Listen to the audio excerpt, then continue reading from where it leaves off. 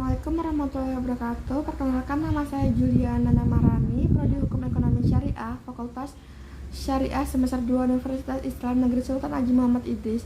Dibuatnya video ini untuk memenuhi ujian tengah semester mata kuliah Filsafat Hukum, dosen pengampu Hajah Siti Aisyah SPD SH MMMH.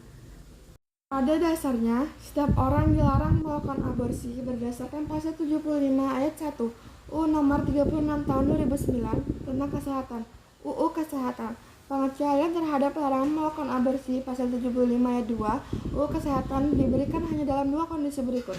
A. Indikasi kedaruratan medis yang dideteksi sejak usia dini kehamilan, baik yang mengancam nyawa ibu atau janin, dan menderita penyakit genetik berat atau cacat bawaan, maupun yang tidak dapat diberikan sehingga diperbaiki sehingga menyulitkan bayi tersebut hidup di luar kandungan. Atau B. Kehamilan akibat pemerkosaan yang dapat menyebabkan trauma psikolog bagi korban pemerkosaan. Namun, tindakan aborsi yang diatur dalam pasal 75 ayat 2 UU Kesehatan itu pun hanya dapat dilakukan setelah melalui konseling dan penasehatan pratindakan, dan diakhiri dengan konseling pasca tindakan yang dilakukan oleh konselor yang kompeten dan berwenang. Pasal 75 ayat 3 UU Kesehatan. Selain itu, aborsi pasal 76 UU Kesehatan hanya dapat dilakukan A. sebagai kehamilan berumur 6 minggu dihitung dari hari pertama hari terakhir, kecuali hal kedaruratan medis. B. oleh tenaga kesehatan yang memiliki keterampilan dan kewenangan yang memiliki sertifikat yang ditetapkan oleh Menteri. C. dengan persetujuan ibu hamil yang bersangkutan. D. dengan izin suami kecuali korban pemerkosaan. Dan E. penyedia layanan kesehatan yang memenuhi syarat yang ditetapkan oleh Menteri.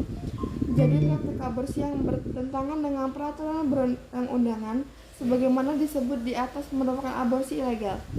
Sanksi pidana bagi pelaku aborsi ilegal diatur dalam pasal 194 UU Kesehatan yang berbunyi, setiap orang yang dengan sengaja melakukan aborsi tidak sesuai dengan ketentuan sebagaimana dimaksud dalam pasal 75 ayat 2 dipidana dengan pidana penjara paling lama 10 tahun dan denda paling banyak 1 miliar. Pasal 194 UU Kesehatan tersebut dapat menjerat pihak dokter dan tenaga kesehatan yang dengan sengaja melakukan aborsi ilegal maupun pihak perempuan yang dengan sengaja melakukan. Selain itu, sanksi pidana bagi pelaku aborsi ilegal juga diatur dalam Kitab Undang-Undang Hukum Pidana KUHP. Ketentuannya antara lain sebagai berikut. Pasal 299 1. Barang siapa dengan sengaja mengobati seorang wanita atau menyuruh supaya diobati dengan diberitahukan atau ditimbulkan harapan bahwa karena pengobatan itu hamilnya dapat digugurkan, diancam dengan pidana penjara paling lama 4 tahun atau pidana denda paling banyak Rp45.000. 2. Jika yang bersalah berbuat demikian untuk mencari keuntungan atau menjadikan perbuatan tersebut sebagai pencarian atau kebiasaan, atau jika dia seorang tabib, bidan, atau juru obat, pidananya dapat ditambah sepertiga. 3. Jika yang bersalah melakukan kejahatan tersebut dalam menjalankan pencarian, maka dapat dicabut haknya untuk melakukan pencarian itu. Pasal 346. Seorang wanita yang sengaja menggugurkan atau mematikan kandungannya atau menyuruh orang lain untuk itu diancam dengan pidana penjara paling lama 4 tahun. Pasal 347 ayat 1. Barang siapa dengan sengaja menggugurkan atau mematikan kandungan seorang wanita dapat persetujuannya diancam dengan pidana penjara paling lama 12 tahun. Pasal 34 ayat 1. Barang siapa dengan sengaja menggugurkan atau mematikan kandungan seseorang wanita dengan persetujuannya diancam dengan pidana penjara paling lama 5 tahun 6 bulan.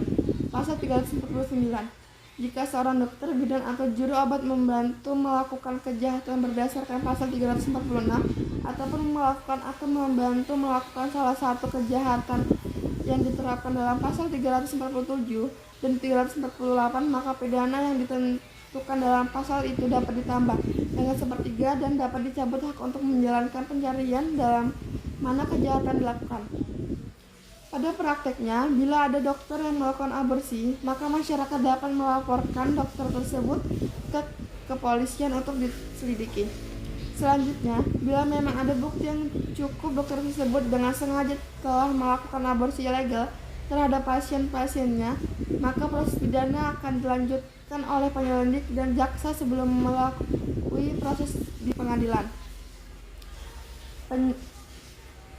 Ada satu kasus di mana penyelidik Polda Metro Jaya akan menyelidikan pelaku aborsi di kawasan Menteng, Jakarta Pusat dengan pasal pembunuhan berencana.